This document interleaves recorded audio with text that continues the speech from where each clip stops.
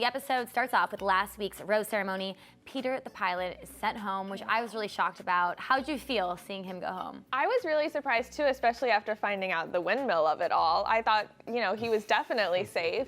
Yeah. But I mean, it was sad. It was a sad goodbye, and you could see how hard it was for both of them. The windmill of it all didn't solidify it for me because I think No? she had already alluded to them having great physical chemistry. She wanted more. He always felt like a little bit more of a little boy than the other guys. That's I kind guess of the maybe it vibe. also reiterates that just because you have a great sexual connection doesn't mean that you're going to be the one that you end up with. Right, you need both sides. You need the physical and the emotional. It also Yeah. speaks to the physical connection she has with the others must be really incredible as well. Anyway, Peter was in the hot seat Monday night, had the chance to chat with Chris Harrison. Still incredibly emotional. Hannah obviously struggled to say goodbye to him as well. Jodi, what did you think was it that Peter was actually missing for her? Like why couldn't he kind of go over the edge? I don't know, what was it? I think kind of like what you were saying, the physical aspect was obviously there from the start, but I think he struggled to verbalize his feelings, which I think at times maybe left her guessing.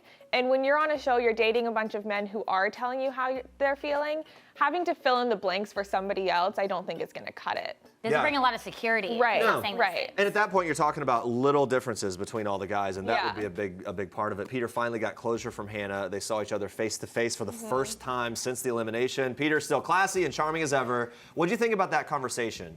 Oh, I thought that it just made him so much more likable. I walked away from it being like, do I want Peter to be the Bachelor? I mean, Maybe, right? Don't forget about Mike, though. We can't forget about now Mike. I'm torn. Now I'm torn. But I thought that it was a really honest conversation. I think that it would have been hard to hear from Peter's side when Hannah said there wasn't really anything wrong. Yeah. And even the stuff was saying that, you know, I was guessing about how you were feeling. She was like, well, if there had to be something, maybe this was it. But I think it just goes to show, like you were saying, it's getting down to the nitty gritty and trying to find the one little thing right or wrong with these people. Isn't that crazy that hurts even more, that there was nothing wrong? Yeah. And there was actually something tangible wrong? Right. What were your thoughts on the revelation 4 times in the windmill?